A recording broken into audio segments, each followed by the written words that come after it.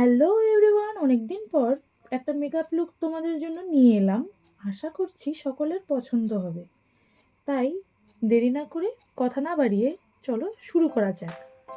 প্রথমে ফেসটাকে ভালোভাবে প্রেপ করে নিয়ে প্রাইমার অ্যাপ্লাই করব, আর তারপর স্কিনের শেডের সাথে ম্যাচ করে এমন একটি foundation all over the face apply করব। তারপর ফেসের হাই পয়েন্টসগুলোকে লাইট কালারের কনসিলার দিয়ে কনসিল করতে হবে। আর আজকে আমি ক্রিম কন্ট্রোল অ্যাপ্লাই করব ফুল স্ন্যাচড লুকের জন্য। আর আমি কালার কারেকশন কিন্তু ফাউন্ডেশনের আগে করিনি।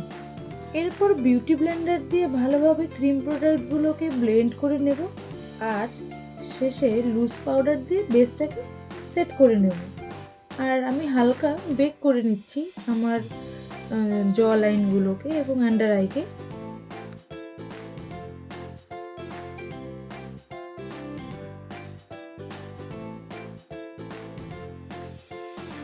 আরে আসল কাজ, eye makeup. Light brown shade দিয়ে আউটার এবং আপার পোর্শনটাকে ভালোভাবে ব্লেন্ড করে নিচ্ছি।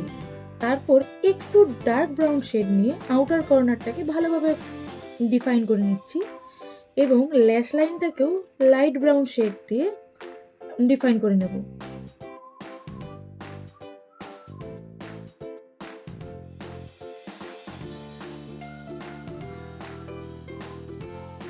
এবারে আইশ্যাডোটাকে একটু স্পাইস আপ করার জন্য পিঙ্ক গ্লিটার ইউজ করব এবং লোয়ার ল্যাশ লাইনে ব্রাউন আইশ্যাডো অ্যাপ্লাই করে নেব।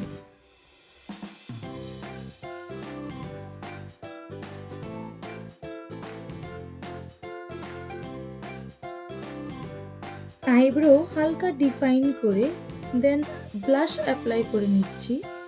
আজকে আমি ক্রিম ব্লাশ ইউজ করিনি, তাই পাউডার ব্লাশ ভালোভাবে অ্যাপ্লাই করলাম।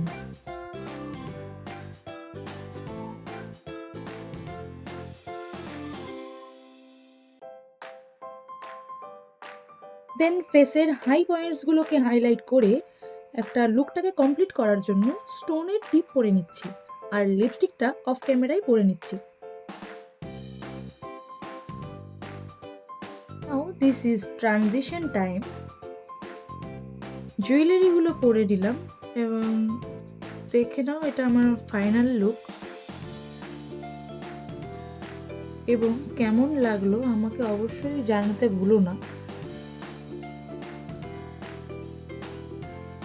এরকম আরও নতুন নতুন ভিডিও আপডেট পেতে হলে অবশ্যই আমাকে সাবস্ক্রাইব করে রাখতে হবে এবং ইনস্টাগ্রামে আমাকে ফলো করতে হবে। আর নতুন কিছু শিখতে চাইলে অবশ্যই আমাকে কমেন্টের মাধ্যমে জানাতে পারো।